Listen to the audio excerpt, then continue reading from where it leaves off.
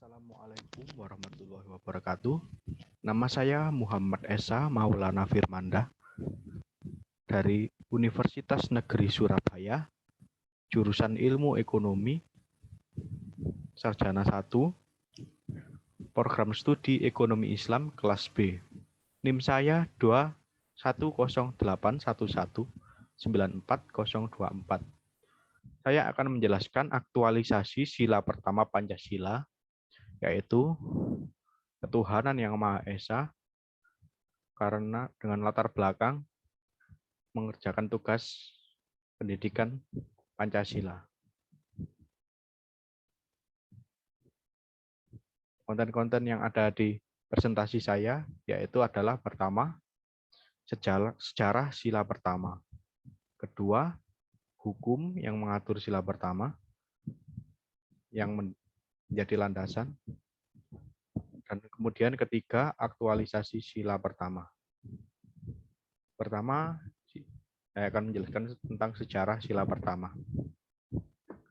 Pada sidang BPUPKI pada 22 Juni 1945 telah disahkan Piagam Jakarta. Dalam isi Piagam Jakarta tersebut ada sila yang berbunyi ketuhanan dengan mewajibkan menjalankan syariat Islam bagi pemeluk-pemeluknya. Kemudian karena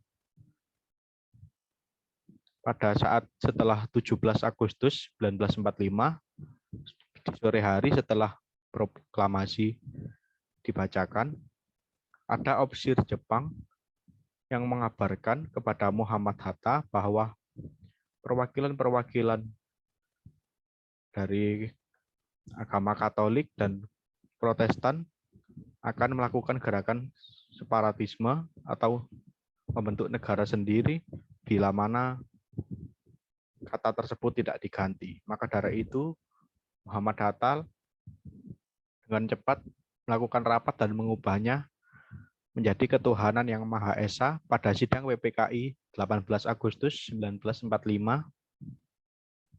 yang kemudian disahkan. Berikut adalah kata-kata Muhammad Hatta.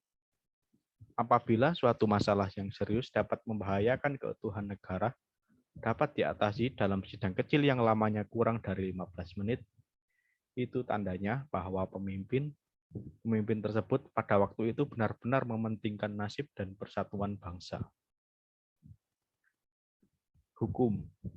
Landasan hukum dari sila pertama ada pada Undang-Undang Dasar 1945, pasal 29 ayat 1 dan 2. Ayat 1 berbunyi, negara berdasarkan atas ketuhanan yang Maha Esa. Yang artinya Maha itu dari bahasa Sanskerta adalah besar, kemudian Esa dari bahasa Sanskerta yaitu berarti eksistensi yang tak terbantahkan. Kemudian bunyi ayat kedua adalah negara menjamin kemerdekaan tiap-tiap penduduk untuk memeluk agamanya masing-masing dan untuk beribadah menurut agama dan kepercayaannya itu. Ini menjamin hak-hak penduduk atau warga Indonesia untuk memiliki agama dan menjalankan syariat-syariat yang diperintahkan baginya. Kemudian yang ketiga ada implementasi sila pertama. Nah, ini adalah percaya dan takwa kepada Tuhan Yang Maha Esa sesuai dengan agama dan kepercayaan masing-masing menurut dasar kemanusiaan yang adil dan beradab. Sehingga kita tidak mengganggu kepercayaan orang lain dan menjalankan perintah-perintah dari yang diperintahkan oleh agama masing-masing. Kedua, ada hidup dan bekerja sama antar pemeluk agama. Sehingga terbina kerukunan hidup. Contohnya adalah ini Desa Banjar Panenen di Banyumas. Kerukunan umat antar beragama dengan gotong royong dan makan-makan bersama itu dapat dilihat. Kemudian menghormati kebebasan orang menjalankan ibadah sesuai dengan agama dan kepercayaannya. Seperti itu. Kemudian menghormati kebebasan orang merayakan hari besar keagamaan sesuai keyakinan dan kepercayaan mereka.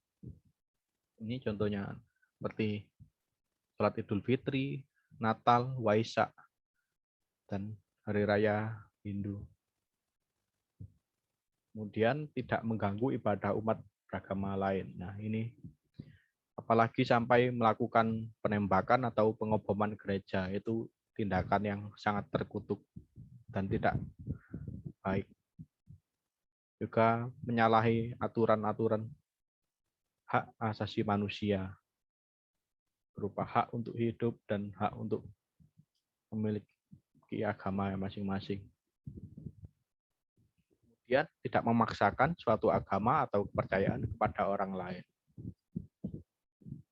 Seperti contohnya adalah diatur dalam Al-Quran, tertulis dalam Al-Quran, La ikraha fid-dini. Tidak ada paksaan dalam beragama. Kita tidak boleh memaksakan kepercayaan kita pada orang lain, apalagi mengancam untuk menyuruhnya masuk agama kita. Seperti itu. Sekian dari saya, Muhammad Esa Maulana Firmanda. Terima kasih. Wassalamualaikum warahmatullahi wabarakatuh.